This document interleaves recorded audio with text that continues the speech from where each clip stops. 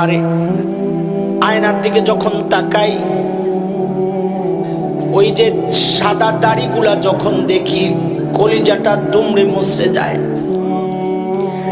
আর শৈশবে ছিলাম, আল্লাহর হুকুম মালাকুল মউত আমার পেছনে পেছনে। আমি শৈশব থেকে পালাইয়া কৈশোরে চলে গেলাম, মালাকুল মউত কিন্তু পেছনে পেছনে। কৈশোর থেকে পালাইয়া যৌবনে গেলাম, মালাকুল মউত কিন্তু পেছন ছাড়ে নাই।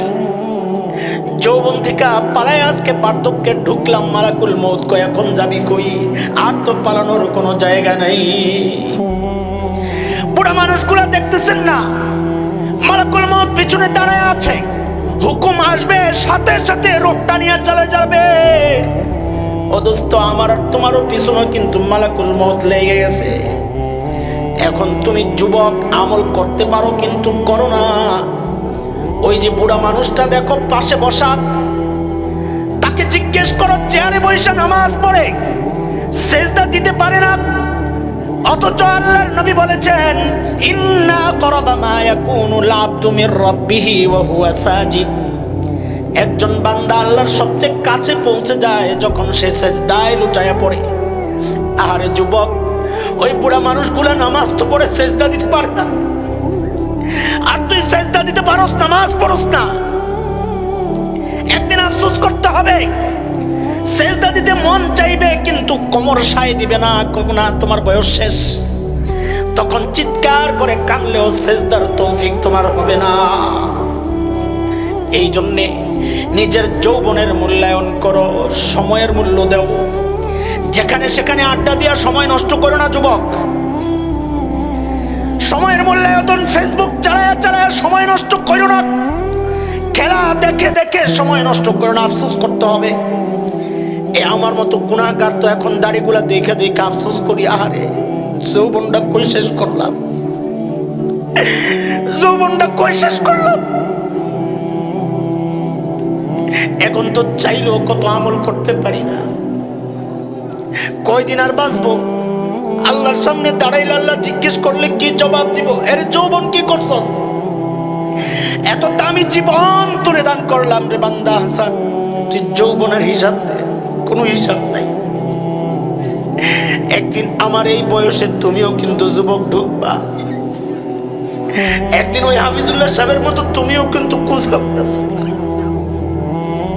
একদিন ওই বুড়া মানুষগুলোর মতো তোমাকে চলার জন্য আরেকজনের সহায়তা নিতে হবে। একদিন তুমি বৈশা বৈশা নামাজ পড়বা আর সেজদাকারীর দিকে তাকায় তাকায় আফসোস করবা, আরে রবের কুদরতি পায়ে সে সেজদা দেয়, আমি পারি না, আমার কোমর সায় দেয় না। আজকে তুমি বন্ধুর সাথে আড্ডা দাও, তুমি কি পারো না তোমার মায়ের কাছে বৈশা বৈশা একটু আড্ডা দিতে? তোমার জন্য জান্নাত তৈরির কত সুবর্ণ সুযোগ ছিল। আল্লাহর নবী বলেছেন মা বাবার মুখের দিকে তাকাবা মায়ার নজরে, রাগের নজরে না। মা বাবার মুখের দিকে মায়ার নজরে তাকাবা। আল্লাহর নবী বলেন সাথে সাথে তোমার আমল নামায় একটা হজ আর উমরার সওয়াব আল্লাহ লিখে দিবেন। সাহাবায়ে কেরাম জিজ্ঞেস করেছেন ইয়া রাসূলুল্লাহ, যদি বারবার তাকাই,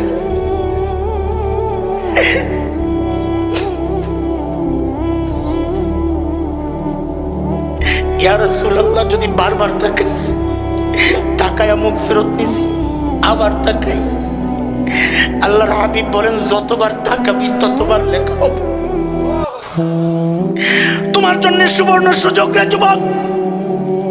মা বাবার পাউটা টিপা টিপা নিজের জান্নাত বানাও। মা বাবার সামনে নিজের মাথাটা, বিনয়ের মাথাটা ঝুঁকায়া দাও। রব তো বলেছেন ওয়াখফিদ লাহুমা জানাহায যুল্লি মিনার রাহমা। মা বাবার সামনে বিনয়ের ডানাগুলা মেলে ধরো, জান্নাত বানাও, জান্নাত বানাও। তুমি পীরের দরবারে যাও, আমার কোনো বাধা নাই, কিন্তু কোনো হাদিস নাই পীর অসন্তুষ্ট হইলে তোমার জান্নাত কাটা। তুমি তোমার খাজার দরবারে যাও, শিরক না করলে, বিদআত না করলে আমার কোনো বাধা নাই। তুমি শ্বশুর বাড়িতে যাও, আমার কোনো বাধা নাই, কিন্তু কোনো হাদিস নাই শ্বশুর খুশি তোর জান্নাত, কোনো হাদিস তো নাই। পীর খুশি তুই জান্নাত পায়া যাবা, কোনো হাদিস তো নাই। ওস্তাদ খুশি তুই জান্নাত পায়া যাবি, কোনো হাদিস তো নাই। তোর নেতা খুশি তুই জান্নাত পায়া যাবি, কোনো হাদিস তো নাই। কিন্তু আল্লাহর নবী বলেছেন হুমা জান্নাতুকা ওয়া নারুকা। তোর মা বাবা খুশি তুই জান্নাতি, আল্লাহু আকবার। তোর মা বাবা অসন্তুষ্ট তুই জাহান্নামী, ঈমান থাকলেও জাহান্নামী, ঈমান থাকলেও জাহান্নামী, আল্লাহু আকবার। মা বাবার সামনে যায় বিনয়ের ডানাগুলা মেলা ধরো। আমাদের উস্তাদরা আমাদেরকে দেখাইছেন রে যুবক, বিনয়ের ডানা কেমনে মেলবা। তোমার টুপিটা আছে তো, মাদ্রাসার ছাত্ররা বেশি মনোযোগ দিয়া শোনো কথাগুলা। তোমার এই ভাই উপলব্ধি করে, কারণ নিয়ামত তো হারায়া ফেলছি, এখন বুঝি। যার ওই নিয়ামত আছে কদর করো যায়া।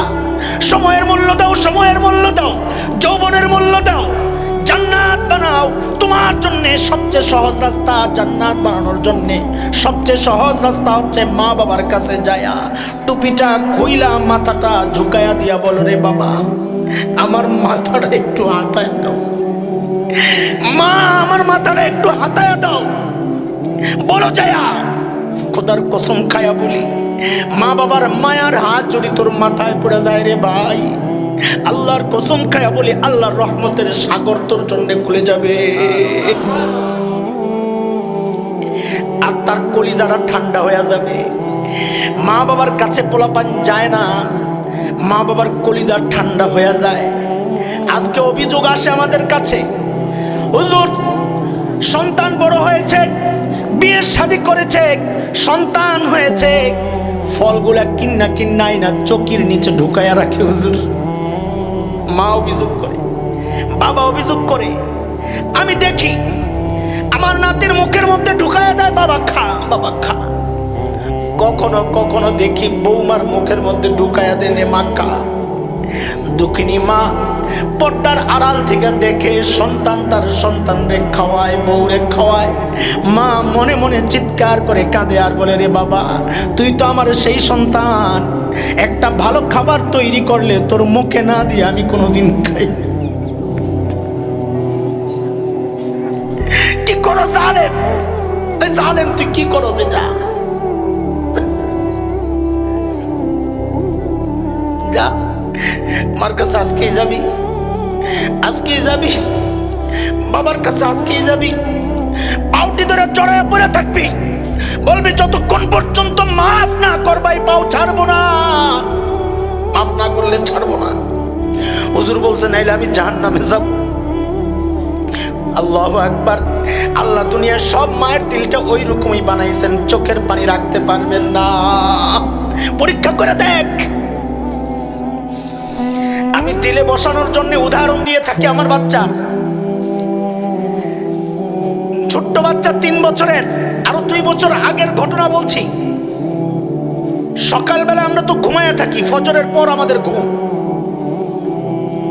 তো বাচ্চা উইঠা তো খেলার সাথী পায় না, ভাই বোনরা সব মাদ্রাসায় জায়গা, আমি তার খেলার সাথী। তো কখনো কানে দিয়া সুতা ঢুকায়, কাঠি ঢুকায়, নাকে দিয়া ঢুকায়, কাপড় ঢুকায়, ঘুম ভাঙানোর জন্য তার কৌশল।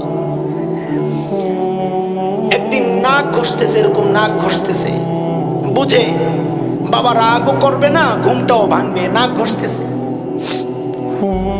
আমার তো ঘুম ভেঙে গেছে, চোখ খুলি না, ঘুমের ভান ধরে পড়ে আছি, চোখ খুলি না, কারণ চোখ খুললে তো যাবে না, চোখ খুললেই তো চলে যাবে। এই মায়াটা তো আমার বড় ভালো লাগতেছে। সন্তান নাক ঘষতেছে, বাবার জন্য এর চেয়ে আনন্দের কি আছে আর। দিল ঠান্ডা হয়ে যাচ্ছে, আমি চোখ খুলি না। বুজুর্গানে কেরাম এই জন্যই বলেন যে আল্লাহ তাআলা বহু দোয়া ঝুলিয়ে রাখেন, এখন কবুল করবে না, কবুল হয়ে গেছে, এখন দিবেন না, তুই যা চাস তাই দিবেন না, কবুল হয়ে গেছে। নগদে দিচ্ছেন না কেন? কই দিলেই তো বান্দা তুই যাবি গা, আমি তো চাই তুই আমার দরবারে পড়ে থাক, পড়ে থাক, কান্নাকাটি কর, পাউদিরে পড়ে থাক, রবের দরবারে ঝুলে থাক, কবুল করলেই তো তুই যাবি গা। তো বাচ্চা যখন নাক ঘষতেছে, আমার ঘুম ভাঙছে কিন্তু চোখ খুলি না। হঠাৎ মনে পড়ছে, আহারে আমার মা তো পাশের ঘরে শুয়ে আছেন, ঘুমায় আছেন, না জানি তারও মনটা চায় তার সন্তান যায় আর তার নাকটা এরকম ঘষুক। মা তো সন্তান বাবা মার কাছে বড় হয় না, সব বাবা মার কাছে সন্তান ছোট্টই থাকে। আমিও তো ছোট্ট, যত বড় বুজুর্গ হোক মা বাবার কাছে ওই ছোট্টই।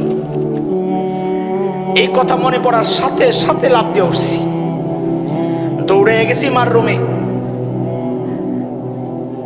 আর এটা আমার এমনি অভ্যাসই ছিল, কোথাও মাহফিলে গেলে বাইরে গেলে বলতাম মাথাটা একটু হাতায়া দেন, মাথাটা পাইতে দিতাম, একটু হাতায়া দেন, গালটা একটু ঘষতাম, নাকটা টানতাম, মায়া লাগাই।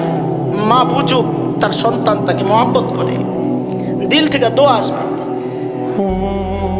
যেদিন মা ঘুমায় থাকতেন, যাওয়ার সময় মাকে সজাগ পেতাম না, পা বাড়তো না আমার, না জানি আজকে কপালে দুর্গতি আছে। ওই একটা আস্থা, ভরসা, বিশ্বাস ছিল যে মা যদি আমার মাথাটা একটু হাতায়া দেয় আমার রাস্তার মধ্যে কোনো প্রবলেম হবে না, ওই রকম একটা আস্থা ভরসা ছিল। তো মা যাই মার নাকের সাথে নাকটা ঘষতেছি, মার তো ঘুম ভেঙে গেছে, লাফ দিয়ে উঠছেন, বুঝছেন আমার সন্তান আমার মায়া করতেছে, বুঝছেন আমার জড়াইয়া ধরছেন, সাথে সাথে বুকের মধ্যে জড়াইয়া ধরছেন, সাথে সাথে ঝরঝর করে চোখ থেকে পানি পড়া শুরু করছে।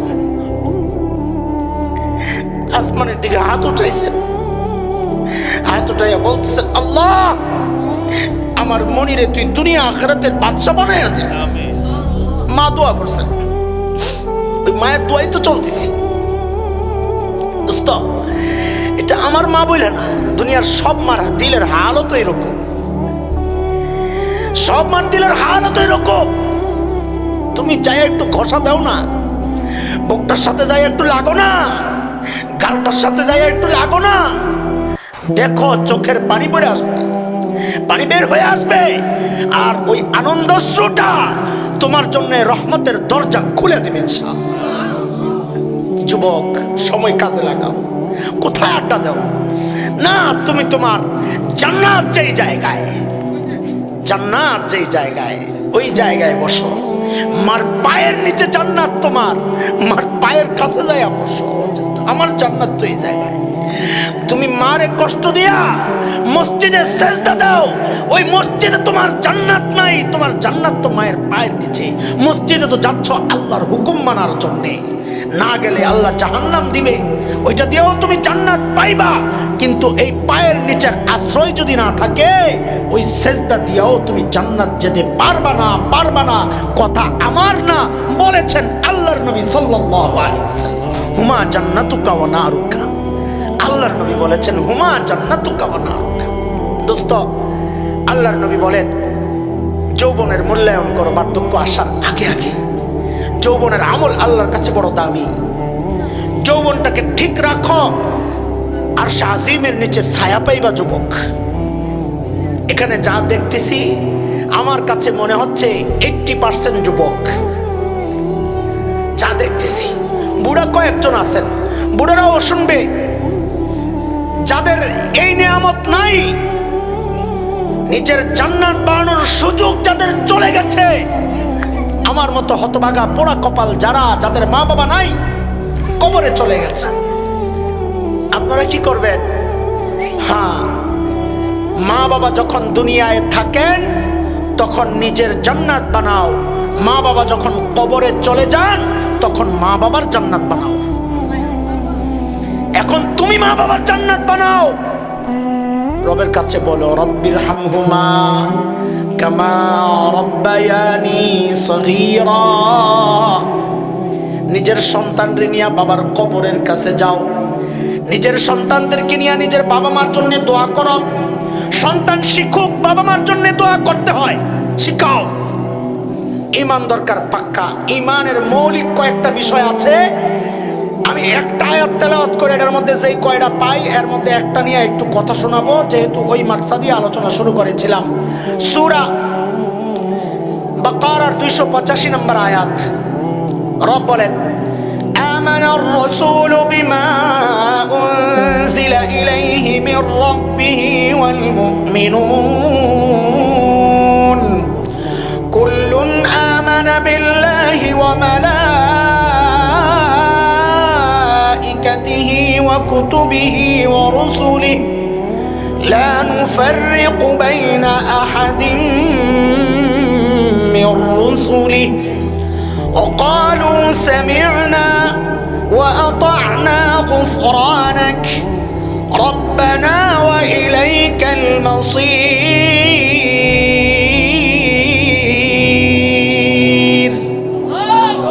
دوست এই আয়াতের মধ্যে ইমানের মৌলিক বিষয়ের মধ্যে একটা হচ্ছে সমস্ত নবীদেরকে বিশ্বাস করতে হবে সমস্ত নবীদেরকে এর মধ্যে বিশ্বাসের বিষয়টাকে আল্লাহ আরো ব্যাখ্যা করেছেন লা নুফাররিকু বাইনা আহাদিম মির রুসুলি কোন নবীর মধ্যে কোনো পার্থক্য করা যাবে না সমস্ত নবীকে সম্মান করতে হবে এবং আমার নবী সম্পর্কে আমরা যে আকীদা পোষণ করি সমস্ত নবীদের সম্পর্কে একই আকীদা পোষণ করতে হবে আমার নবীকে আমি যেমন মাসুম মনে করি সমস্ত নবীদেরকে ওইরকম মাসুম মনে করতে হবে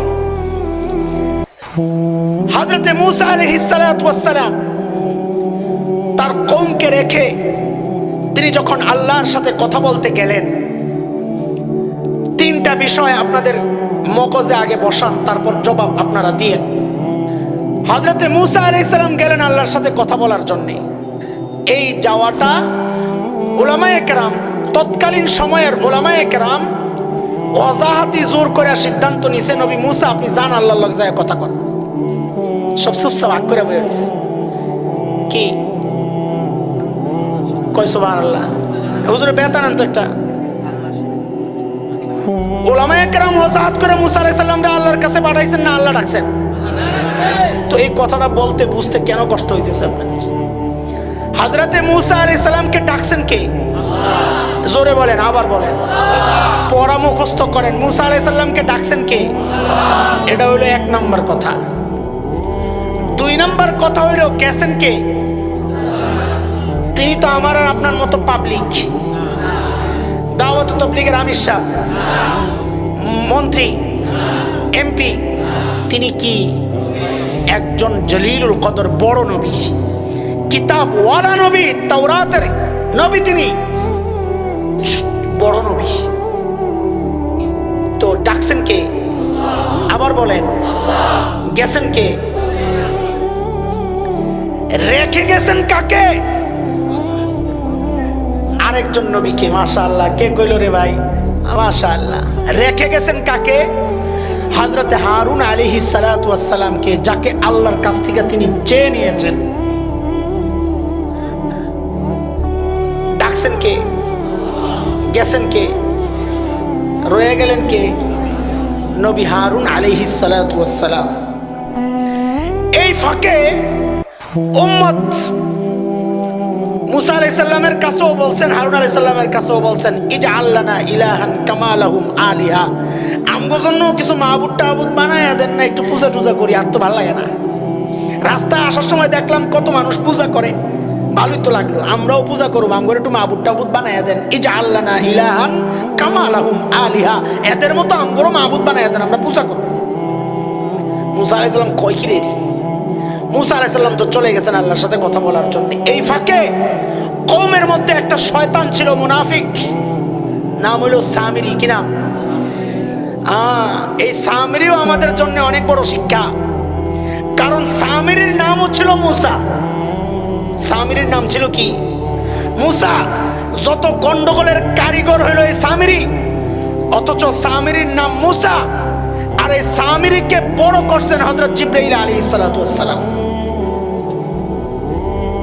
কেমনে সামিরির মা অবৈধ সম্পর্কের ফসল হচ্ছে সামিরি হওয়ার পর সামিরির মা চিন্তা করছে এটাকে নিয়ে যদি সমাজে থাকি আমার মুখ কালো হয়ে যাবে এটারে নিয়ে পাহাড়ের উপরে নিয়ে ফালাই আসছে আল্লাহ তাআলা হযরত জিবরাইল আমিনকে পাঠাইছেন যাও আমার তো বান্দা